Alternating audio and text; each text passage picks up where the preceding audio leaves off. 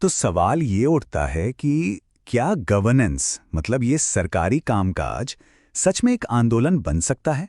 क्या सरकारी स्कीम्स सिर्फ फाइलों में ही रह जाती हैं या वो लोगों तक पहुंचकर उनका अपना आंदोलन बन सकती हैं? तो जिन्होंने ये कर दिखाया वो हैं डॉक्टर हीरा लाल। एक आईएएस ऑफिसर हैं उत्तर प्रदेश से, और उनकी कहानी की जड़ें जुड़ी हैं गांव की जमीन से, वहां के संघर्षों से। अब देखिए, डॉक्टर हीरा लाल की प्रोफाइल काफी दिलचस्प है। वो यूपी के बस्ती के एक गांव से आते हैं।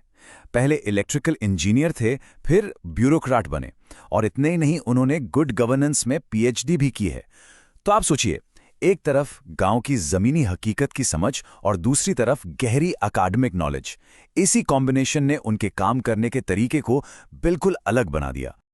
उनकी फिलॉसफी को एक लाइन में कहा जा सकता है, रेड टेप पर रेड कारपेट। मतलब सरकारी अड़चने, वो लाल फीताशाही, उसको हटाओ, और जो लोग खुद से कुछ अच्छा करना चाहते हैं उनके लिए रेड कारपेट बिछाओ, उनका स्वागत करो। अब उनकी कहानी का सबसे अहम मोड़ आता है बांदा में, जब वो वहां डिस्ट्रिक्ट मजिस्ट्रेट यानी डीएम बनकर पहुंचे। बांदा एक ऐसी जगह जो उस वक्त सूखे और किसानों की आत्महत्याओं के लिए जानी जाती थी। जब वो बांदा पहुंचे तो हालात वाकई बहुत खराब थे।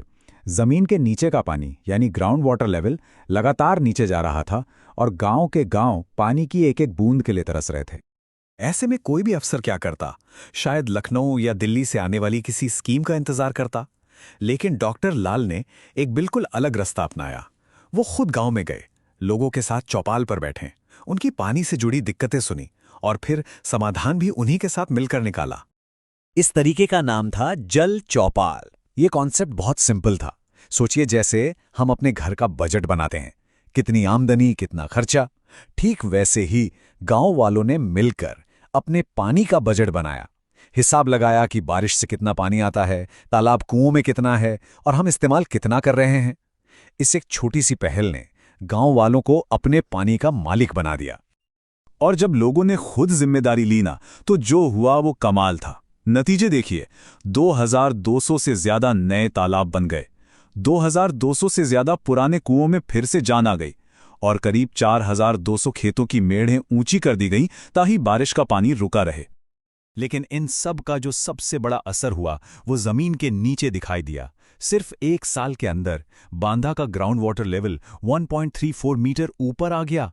सोचिए, जो जिला कल तक सूखे के लिए बदनाम था, वो अब पूरे देश के लिए एक उम्मीद की मिसाल बन चुका था।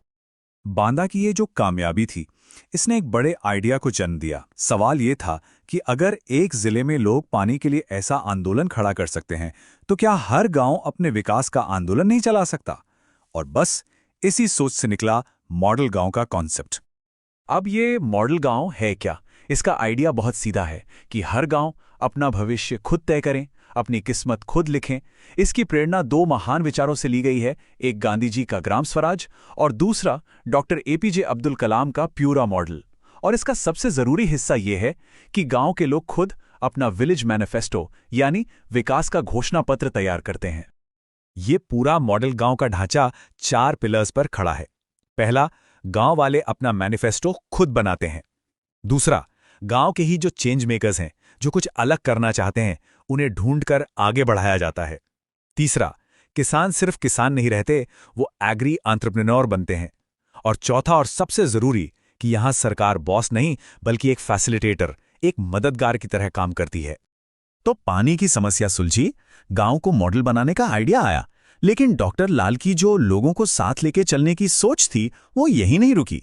उन्होंने सोच को लोकतंत्र के सबसे बड़े पर्व यानी चुनावों में भी लागू करके दिखाया। हुआ ये कि उन्हें पंजाब में इलेक्शन ऑब्जर्वर बना के भेजा गया। वहां उन्होंने कमाल का एक्सपेरिमेंट किया, ग्रीन इलेक्शन। मतलब चुनाव तो होंगे लेकिन पर्यावरण को नुकसान पहुंचाए बिना। कैसे? तो जो पीवीसी के बैनर लगते थे, उनकी जगह कपड़े के बैनर आए। कागज पर छपने वाले पर्चों की जगह डिजिटल कैंपेन हुए, और सिंगल यूज प्लास्टिक को तो पूरी तरह से बैन कर दिया गया। और इस पूरे ग्रीन इलेक्शन की सबसे खूबसूरत बात क्या थी? एक स्लोगन, वोट डालें, एक पेड़ लगाएं। हर वोटर जो अपना वोट कास्ट करता था, उसे बदले में एक पौधा मिलता था। कितना सीधा और पावरफुल मैसेज था कि आप लोकतंत्र को तो मजबूत कर ही रहे हैं, साथ में प्रकृति का भी ध्यान रख रहे हैं। तो हमने पानी की बात की, मॉडल गांव की बात की और ग्रीन इलेक्शन की भी। इन सब अलग अलग कहानियों को अगर आप देखें तो इन्हें एक ही धागा पिरोता है, एक ही सोच, एक ही फिलॉसफी। और वो फिलॉसफी बहुत ही सरल लेकिन बहुत गहरी है। डॉक्टर लाल कहते हैं, 2 माँ की सेवा करो, अपनी माँ और धरती माँ की।